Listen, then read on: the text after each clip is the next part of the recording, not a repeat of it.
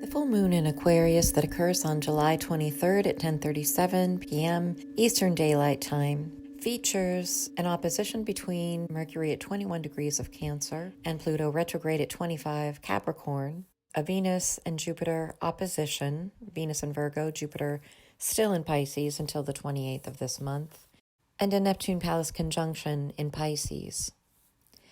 Mercury in Cancer is the personal mind's focus on family, ancestral roots that go deep, and personal security. Pluto in Capricorn represents the controlling entities, outside authority, etc. And these two energies are dancing in a seesaw pattern, requiring that we find balance within ourselves. Mercury always follows close to the Sun, and at this full moon, it forms a wide conjunction to the Sun. It rules the North Node in Gemini, and when it moves into Leo and joins the Sun on July 28th, there's a union of mind and heart that seeks a lighter, freer, and happier expression. The Sun in Leo feels right at home and wants to release the heavy energies of burdens, responsibilities, and instead be able to focus on fun, joy, creativity, and all matters of the heart. The Sun is reminding us that it seeks to lead us by way of the heart. The full moon in Aquarius is in an interesting position to both Pluto in Capricorn on one side and Saturn in Aquarius on the other. It literally is caught in between these two in a wide conjunction to both. And this configuration is revealing to us how we may have allowed our own emotional intelligence to be squeezed by these outside authorities.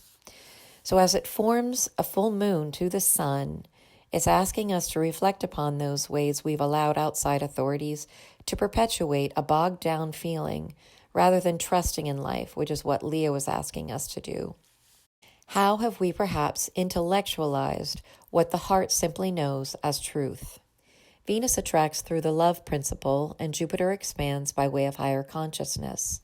In Virgo, Venus has a love for nature, for completing tasks, for improving the daily operations and efficiency of things, and for health-related activities. Jupiter in Pisces expands higher consciousness through psychic sensitivities and dreams.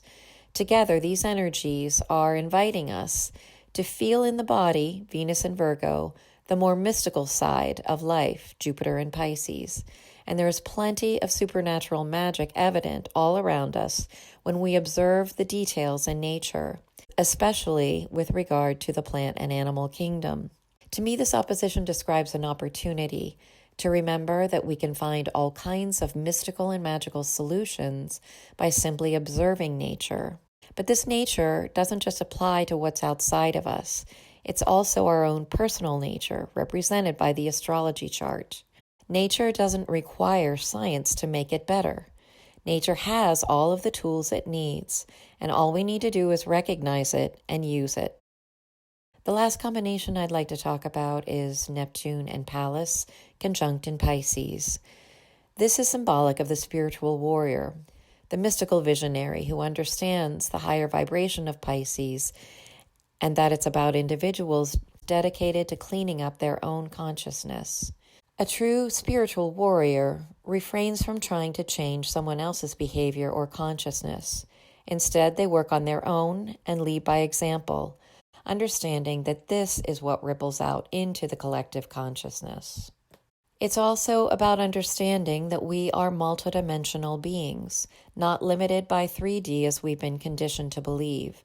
This full moon, we have the opportunity to really embrace this truth, allow the heart to guide us rather than the intellect, and experience the mystical and supernatural side of nature, both individually and universally. Please stay tuned now for the frequencies and harmonic blends that I've prepared for this full moon. And if you like these videos, I would really appreciate it if you could like, share, subscribe, and hit the bell. My name is Jennifer, and thank you for tuning in to the Astro-Sound Oracle.